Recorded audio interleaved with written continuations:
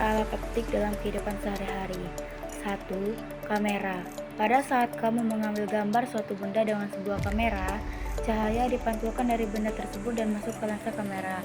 Kamera memiliki diafragma dan mengatur cahaya atau filter untuk mengatur jumlah cahaya yang masuk ke dalam lensa. Kamera atau to-still.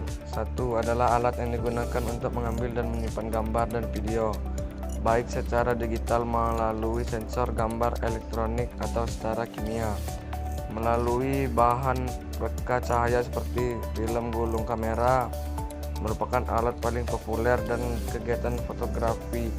Nama ini didapat dari kamera obscura, bahasa Latin untuk ruang gelap, yang ditemukan oleh Al-Haytham atau Al-Fazen sekitar tahun 1000-an Masehi.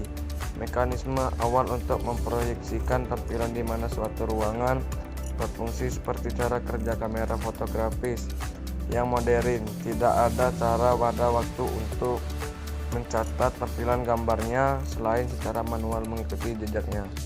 Dalam dunia fotografi, kamera merupakan suatu peranti untuk membentuk dan merekam suatu bayangan potret pada lembaran film. Pada kamera televisi, sistem kanta membentuk gambar pada sebuah lempeng. Ini akan memancarkan elektron ke lempeng sasaran bila terkena cahaya. Selanjutnya, pancaran elektronik itu diperlukan secara elektron dikenal. 2. Kaca pembesar loop. Seberapa besar suatu objek terlihat dengan mata, pada seberapa jelas kita dapat melihat bagian-bagian kecil pada objek bergantung pada ukuran bayangan objek pada retina.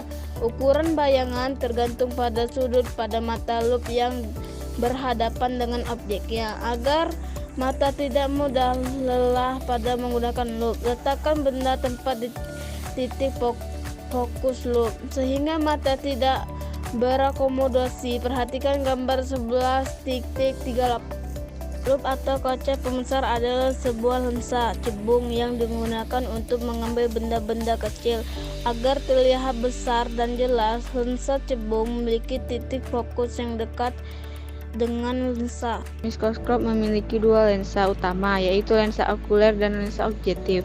Lensa okuler adalah lensa yang posisinya dekat dengan mata pengamat. Lensa objektif adalah lensa yang posisinya dekat dengan objek atau benda yang sedang diamati. Baik lensa okuler maupun lensa objektif merupakan lensa cembung yang memiliki fungsi yang berbeda. Bayangan nyata diperbesar lagi oleh lensa okuler untuk menghasilkan bayangan maya dan diperbesar. Susunan lensa seperti ini memungkinkan menghasilkan bayangan ratusan kali lebih besar dari objek aslinya. Perhatikan gambar 11.40.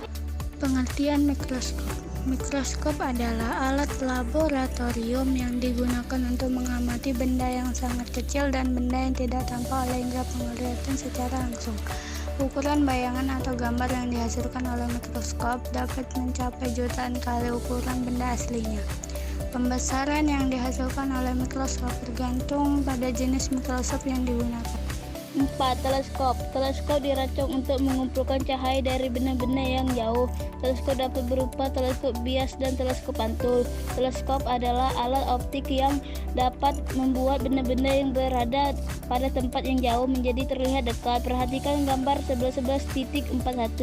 Teleskop biasanya sederhana, merupakan kombinasi antara dua lensa cembung yang terletak pada bagian pipa. Lensa yang lebih besar adalah lensa objektif, sedangkan yang lebih kecil adalah lensa okuler, lensa mata. Lensa objektif membentuk sebuah bayangan dan kemudian bayangan tersebut akan diperbesar oleh lensa okuler. Lensa objektif pada teleskop yang memiliki diameter yang lebih besar daripada diameter mata kamu saat membuka.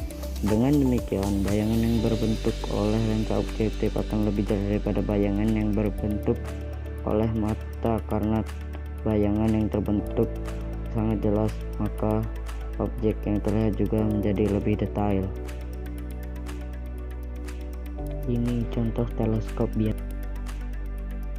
Lensa objektif yang terdapat pada teleskop pantul digantikan oleh cermin cekung. Ini contoh gambar teleskop pantul.